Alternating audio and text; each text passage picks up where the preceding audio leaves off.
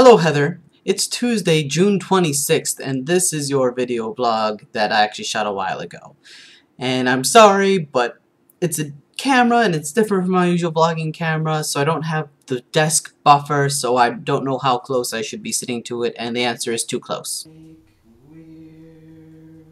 videos. Hello Heather, it is Tuesday, June 19th, 16th, hold up. Second technology, June 19th, and this is your video blog, the first in a while. That's a text from my technology. I have an email, and this video is going to be on heat. So Heather, it was 95 degrees yesterday in Des Moines, Iowa.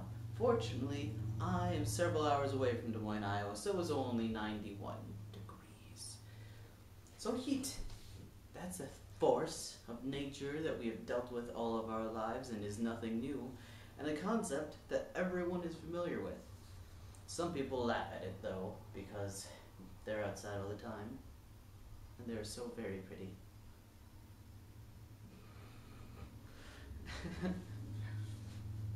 So heat is this concept that we deal with our entire lives, and we deal with it and we don't, because as we go into adulthood and as we do schoolwork, we are inside constantly. Unless something terrible happens with the air conditioner, and it is terrible when something happens to the air conditioner, we do not have to deal with it like people used to have to deal with it, or like we had to deal with it when we were younger.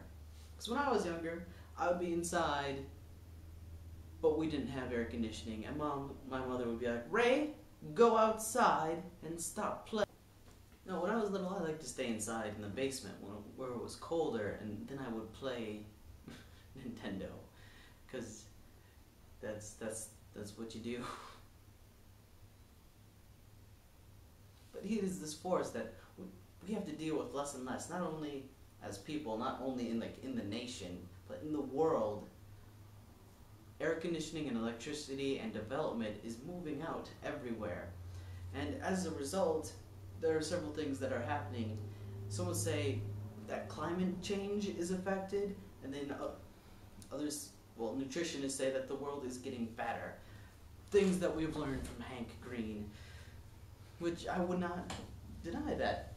My body, our bodies, the majority of the energy that we use or we used to use is in making us comfortable and making it so that we can survive and live.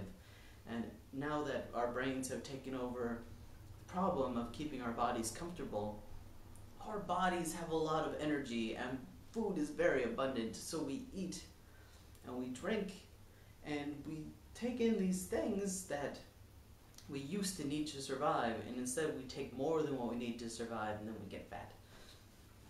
So the problem is, well, the solution is the choices that we make, because our brains got us into this cushy situation, and our brains are going to have to be what keeps us all under control.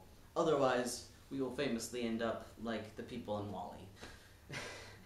And I do not look, yeah, that's gross. No, those people are much cleaner than what actual giant people that sit around all day look like.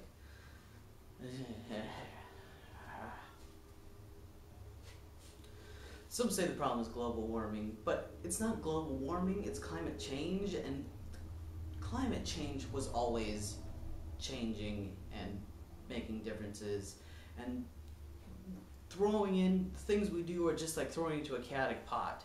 So it doesn't necessarily get answered by, oh, we've been driving cars and that's changed the changes that always happen. Let's stop doing that. It's not, you can't do the opposite thing with a complex system such as the atmosphere that we live in. And second of all, you can't know exactly what you need to change right away because we are in the middle of it, and it's kind of hard to separate yourself from a system. So it is the worst science in the world, if you ask me, because we are just doing things and then seeing what happens, and what happens might not be a direct cause, because we do not know how long it will take for the things I do today to affect the world later. So by the time it happens, it could be too late, but it could not be too late. But most likely, it will not be too late, because it could also be possible that since the Earth is in balance, people say you can throw off balance, but the beauty about the Earth and a large complex ecosystem is that you don't need a force to unbalance itself because it balances anyway. So in a couple of years, this world will become balanced depending on the things that we do. I'm also saying that I don't know anything, and I'm also saying that it's bigger than the scientists. But the problem I can deal with is heat and how much I spend it in, and like my mother used to tell me all those years ago, I should go outside.